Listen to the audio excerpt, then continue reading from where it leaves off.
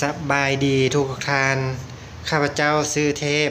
มื้อนี้จะมาแนะนำการนำไซต์แอป VPay เติมเงินอัจฉริยะ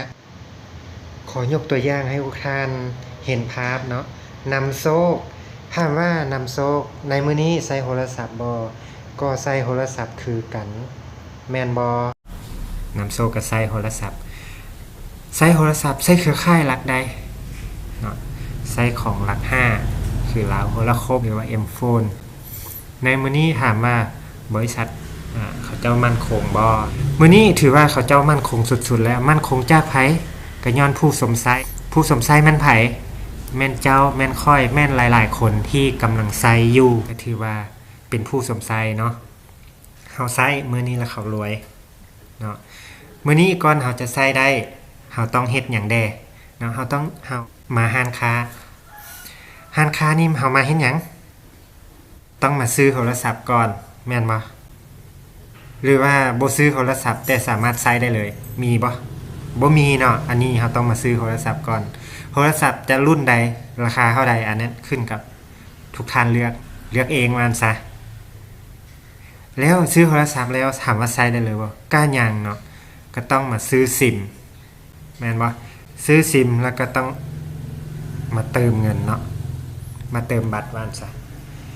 หลังจากที่เฮาเติมแล้วเฮาใช้เครือข่าย M-Phone เฮาก็ซื้อของ M-Phone ใช้เนาะมื้อนี้เฮาใช้แล้วเฮาเติมบัตรไปก็คือสิ่งที่เฮาได้รับกลับคืนมาก็คือ 0% 0% นี้ก็คือเฮาใช้อยู่แล้วในมื้อนี้เฮาเติมเงินทุกครั้งเฮากำลังส่งเสริมให้ร้านค้ามีรายรับจากเฮา 7-8% ทุกครั้งที่เฮาเติมอันนี้เขาจะได้แน่นอนอยู่แล้วร้านค้าก็มาซื้อบัตรจากตัวแทนใหญ่ที่เขาจะลงทุนหลายร้อยล้านว่าซะในมื้อนี้เนาะตัวแทนก็จะมาซื้อต่อจากบริษัทใหญ่อีกบัตรนึงอันนี้คืออยู่เขตนอกเขตห่างไกลอันนี้บ่สามารถมาซื้อบัตรเติมเงินจากบริษัทได้ในคลิปนี้เขาจะมาแนะนำการนำไซต์แอปนะ VPay ของเรามื้อนี้ท่านก็เป็นผู้สมไซแล้วท่านก็ซื้อโทรศัพท์มีโทรศัพท์ใช้แล้วเพียงแต่ดาวน์โหลดแอปตัวนี้ขึ้นมาซื้อ VPay ดาวน์โหลดมาแล้วเนาะก็คือเปรียบเหมือนว่าแอปของเฮานี้กับร้านค้านี่คือกันเลยเนาะคือกันเลยเติมเงินทุกครั้งผ่านแอปของเฮาได้รับไปทันทีเลย 5% เนาะแอปของเฮานี่ก็มาเชื่อมต่อกับบริษัทลาวโฮลาคมก็คือเฮาใช้สินค้าของเขาเจ้าเนาะใช้บริการของเขาเจ้า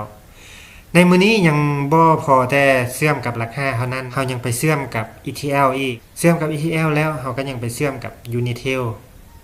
แล้วก็จะตามมาเป็น Beeline ส่วน Beeline นี่ยังบ่ทันเติมได้เทื่อตอนนี้แอปของเฮาสามารถเติมได้3เครือข่ายคือหลัก5หลัก2หลัก9แล้วส่วนหลัก7นี่ก็อดใจรอนำกันเนาะอีกบ่ดนเฮาก็จะสามารถเติมได้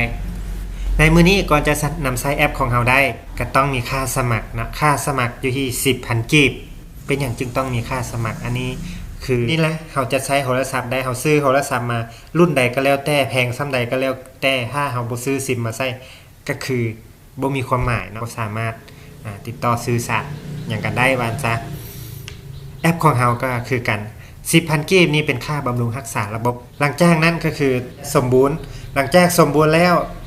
เฮาก็เพียงแต่เอาเงินเข้ามาในระบบนี้ก็คือสามารถเติมเงินได้เลยเติมเงินได้ทันทีเลยเติมขั้นต่ำเป็น 5,000 กีบเติมทุกครั้งรับ 5% เลยว่าซั่นซะง่ายๆแบบนี้เลยเนาะทุกท่านในมื้อนี้ท่านจะเนาะท่านใช้แอปของเฮาเพิ่มความสะดวกสบายเนาะสะดวกสบายและก็ง่ายขึ้นเฮ็ดให้ท่านสามารถประหยัดหลายๆอย่างประหยัดเงินในกระเป๋าเนาะ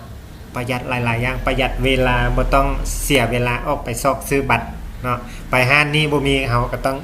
ได้ไปห้างใหม่อีกก่อนจะเติมได้เนาะมาแล้วก็มาคูดเติมแล้วก็ทิ่มเป็นขี้เหงื่อไปเนาะคือว่าทำลายสิ่งแวดล้อมไปในโตเลยเนาะทุกท่าน